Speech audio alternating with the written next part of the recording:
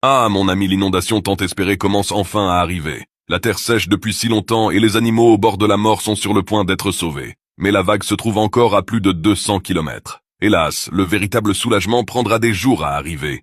Pour survivre dans cette course contre la mort, les éléphants désespérés par la soif n'ont pas d'autre choix que de prendre un risque. En plongeant leur trompe dans la boue, ils absorbent une eau mélangée à de la terre. Ce n'est pas suffisant pour étancher leur soif, mais cela leur permettra peut-être de tenir jusqu'à ce que l'eau revienne. La bonne nouvelle, c'est que dans les hautes terres du nord de l'Angola, les pluies continuent. Ces pluies poussent l'avancée de l'eau vers le sud, l'unissant en un puissant courant qui avance sans s'arrêter jusqu'au cœur du désert du Kalahari, le delta de l'Okavango. Ici commence une véritable renaissance. Plus de 9 billions de litres d'eau douce débordent à travers les canaux, remplissant les fissures, ravivant les rivières et guérissant les blessures de la sécheresse. L'eau est comme un aimant géant qui attire d'abord les voyageurs du désert, les oiseaux.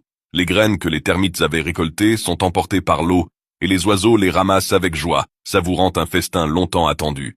Mais tout le monde ne célèbre pas. De petits insectes abandonnent leur refuge, obligés de migrer dans un voyage plein de dangers.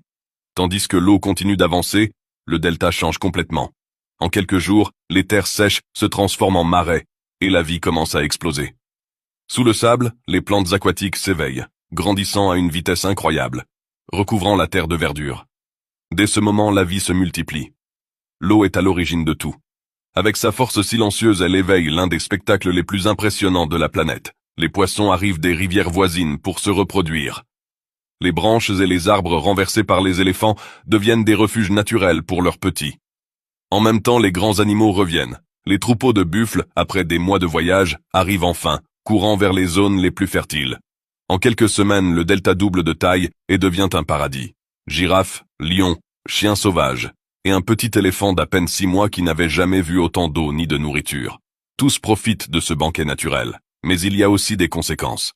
L'excès de nourriture arrachée génère des déchets qui bloquent le flux de l'eau, alors entrent en action les bulldozers de la savane, les hippopotames. Avec leur énorme taille, ils ouvrent un passage à travers les obstacles, créant de nouveaux canaux. Grâce à eux, l'eau coule comme du sang à travers le delta, le remplissant de vie. L'eau est le cadeau le plus généreux de la nature. Avec sa puissance douce mais imparable, elle transforme la terre et fait refleurir la vie, une fois de plus.